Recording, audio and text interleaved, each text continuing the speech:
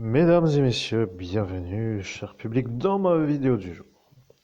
Ici se trouve devant vous un homme que vous savez être comme un homme qui a fait la une des informations parisiennes. Et c'est un homme qui a été assassiné à Paris, dans le département et Paris 75. L'homme s'appelle Samuel Paty. Alors, bon, il faut dire une chose simplement, mesdames et messieurs, c'est que lorsque j'ai fait mon ascension spirituelle en 2017, dans la nuit du 17 au 18 mai, se trouve une femme qui s'appelait Séverine Bianchi. Séverine Bianchi est à cet instant une femme qui est sûre que moi je suis l'homme innocent et qui est mariée avec un homme qui ressemble étrangement à ce Samuel Paty. Allez vérifier, vous verrez si ce que je dis est faux, allez vous rendre à TV8, Forbach ou éventuellement, là je ne dis pas plus, mais c'est tout, il n'y a rien d'autre à rajouter sur ceci. Donc je vais lire l'article parce que c'est ça ce qui nous intéresse en ce jour. L'assassin de Samuel Paty ne connaîtra jamais la justice des hommes. Abdullah Anzorov, un islamiste tchétchène de 18 ans, est mort, abattu par la police quelques minutes après avoir décapité le prof d'histoire géo en pleine rue. 4 ans plus tard, il ne reste que ses complices à juger.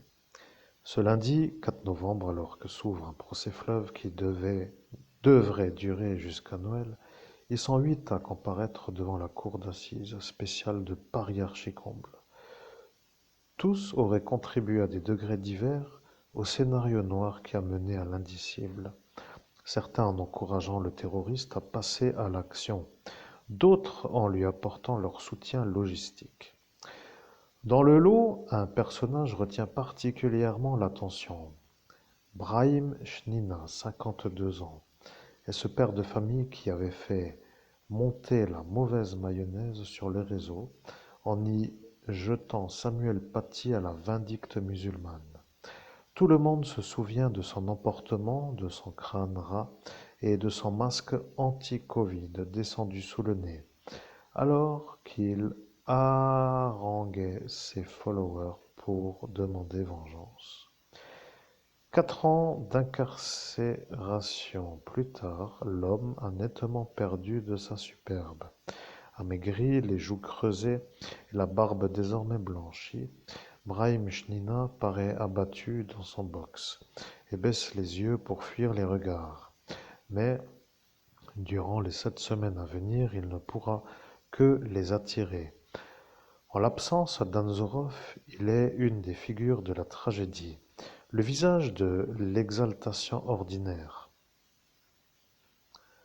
l'empoisonneur de situations par qui le pire est arrivé. Comment va-t-elle justifier son exclusion en mentant? Souvenez-vous, le mardi 6 octobre 2020 au collège du Bois d'Aulne de Conflans-Sainte-Honorine, Samuel Paty dispense à sa classe de quatrième un cours intitulé Situation de dilemme. Être ou ne pas être Charlie. Une définition de la liberté.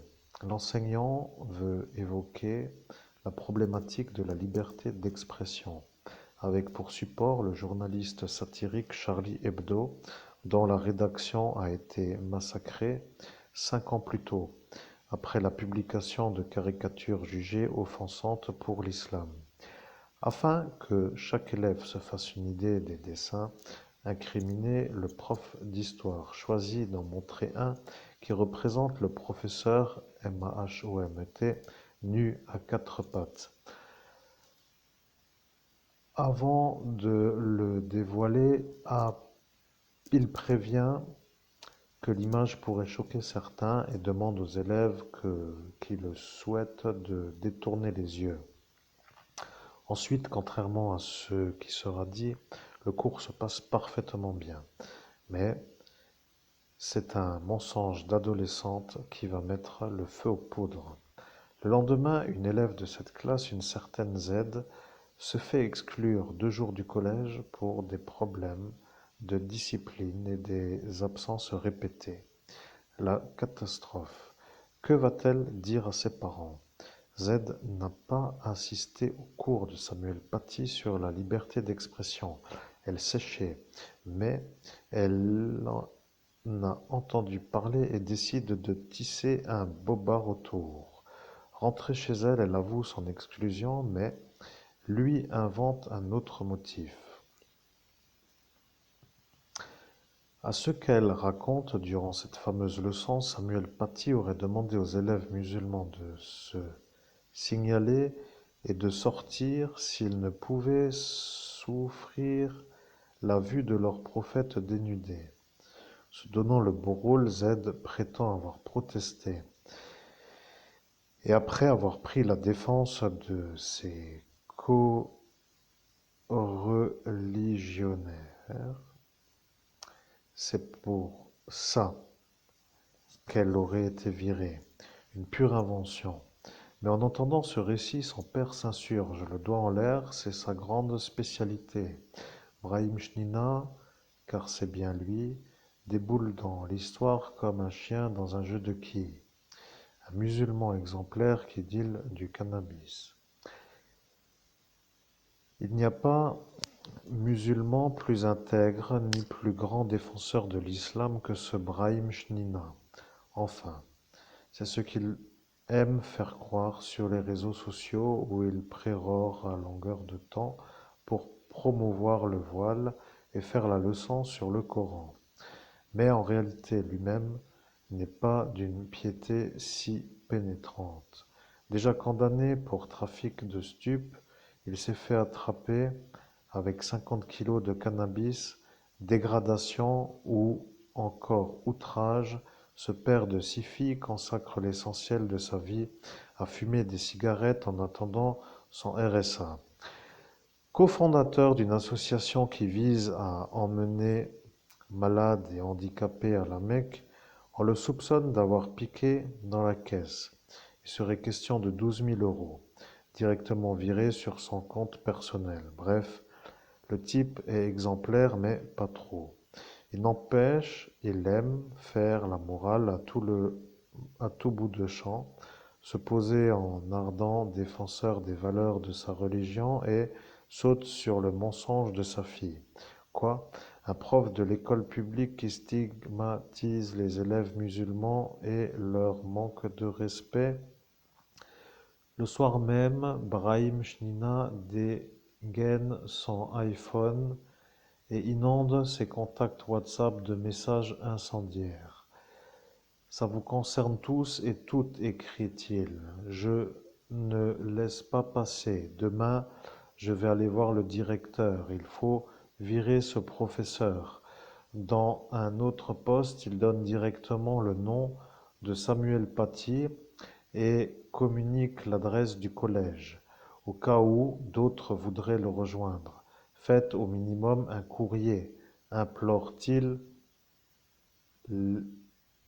les moins aventureux.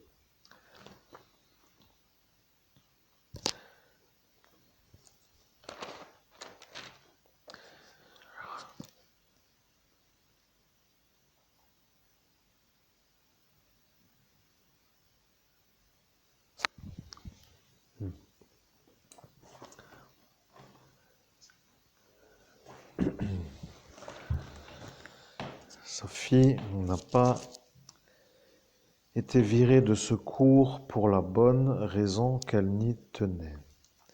Et c'est ainsi que le jeudi 8 octobre, il déboule au collège du Bois d'Aulne, flanqué d'un certain Abdelhakim Sefrioui, un prédicateur fiché S. Pas en reste non plus quand il y a un feu de l'huile pas loin. Après 40 minutes d'attente à l'extérieur, les deux hommes sont reçus par la principale. On est traités comme des chiens, s'emporte Chnina. Sefrioui, de son côté, affirme que s'il avait été juif, on leur aurait au moins trouvé une chaise au chaud. Puis l'entretien a lieu. Chnina s'indigne, la principale tempère, Monsieur Paty n'a fait sortir personne de son cours, lui explique-t-elle. Quant à Z, elle a été virée pour une liste de manquements langues comme Sandra et non pour avoir défendu ses camarades. Mais le père de famille n'en démord pas. À peine ressorti, il poste une longue vidéo sur les réseaux dans laquelle il traite nommément Samuel Paty de voyou et de colporteur de haine, reprenant mot pour mot ce que sa fille lui a raconté, sans tenir compte une milliseconde de la version de la principale. Ce voyou ne doit plus éduquer des enfants, il doit les s'éduquer lui-même, conclut-il. Merci de partager un maximum.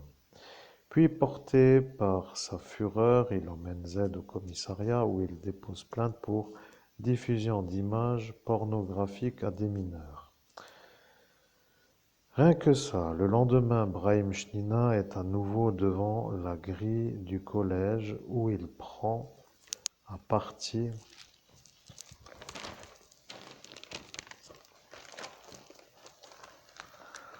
les autres parents d'élèves, en faisant mal aux femmes non musulmanes selon un témoignage. Pendant ce temps, Z est convoquée par la principale. On a vérifié, elle n'était même pas au cours de Samuel Paty ce jour-là, mais le plus en colère reste Brahim Chnina qui continue son cirque sur le trottoir comme sur les réseaux. Le problème, c'est que sa voix porte. Après diffusion de sa vidéo, des centaines d'exaltés lui adressent leur soutien, parmi lesquels un certain Abdul Haq Anzorov, qu'il ne connaît pas, mais qu'il est content d'accueillir dans sa meute. D'un salam alaikum, merci, de rien mon frère, c'est normal, lui répond le futur terroriste. Au secrétariat de l'établissement scolaire, le téléphone n'arrête plus de sonner. Bonjour, le collège de racistes. Si vous ne faites pas quelque chose rapidement, votre prof va en prendre plein la gueule et le collège aussi. Continue d'enflammer la toile en y propageant ses diatribes. Le samedi 10, une journaliste de France Maghreb adresse un message au père de famille en surchauffe pour l'informer clairement que Z n'était pas à ce fameux cours. Aucun élève n'est sorti, précise-t-elle. Certains auraient juste fermé les yeux. Et elle lui recommande donc de se calmer et d'arrêter de diffuser le nom de Samuel Paty à tout bout de champ. Mais Brahim Chnina ne veut décidément rien entendre, sans doute satisfait de l'importance que lui donne ce pseudo-scandale. Il continue d'enflammer la toile en y propageant des diatribes. À partir de là, plus de doute, l'homme raconte n'importe quoi, en toute conscience. Plusieurs fois encore, il échange avec Anzorov. Les deux hommes partagent même un article de presse. Pendant ce temps, Z tourne une vidéo avec le prédicateur Sefrioui, dans laquelle elle s'entête elle aussi dans sa fable. Mon prof, il a dit aux musulmans levez la main, ment-elle de Rechef, comme je me suis exprimé, ben, il s'est dit que je dérangeais son cours, bah, il m'a exclu. Foutaise. Mais qu'à cela ne tienne, Brahim Chnina prend la suite de sa fille à l'écran pour dire tout le mal qu'il pense de ce voyou de Samuel Paty. À croire que son cheval de bataille en carton est devenu sa raison d'être.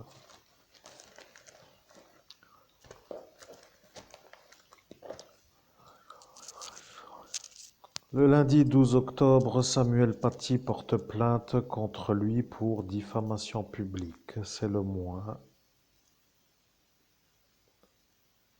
Le prof d'histoire géo voit bien dans quel immense bourbier ce mauvais procès est en train de le jeter. Il a peur, il ne sort plus sans camoufler ses trait sous un masque et des lunettes de soleil. Pour parer à toute éventualité, il garde même un marteau dans son sac.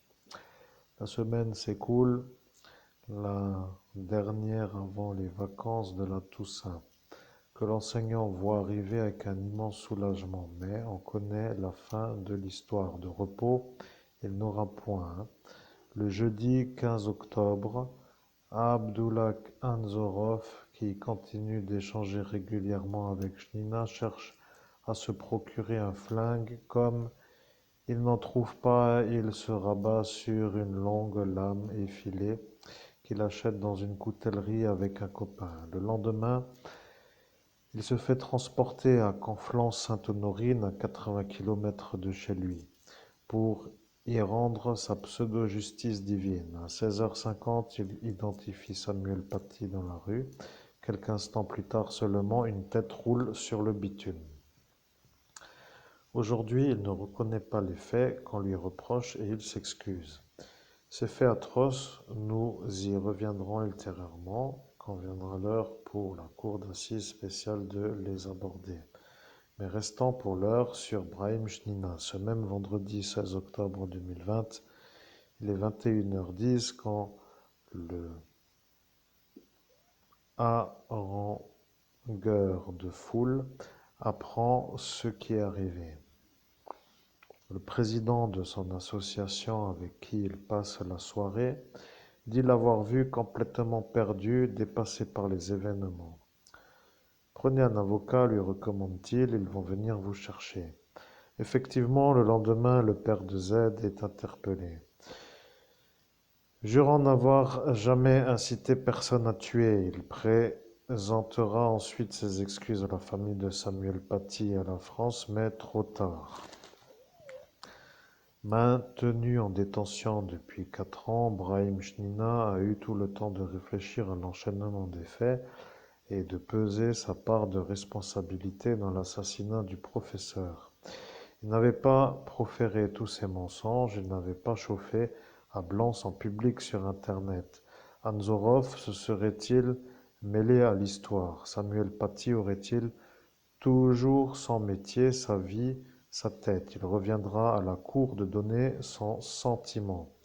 En attendant, ce mercredi 6 novembre, brièvement interrogé une première fois par le président, Brahim Chnina a livré sa ligne de défense. Il estime n'avoir rien fait de mal. Je ne reconnais pas les faits qu'on me reproche, a-t-il expliqué avant d'ajouter l'agressivité.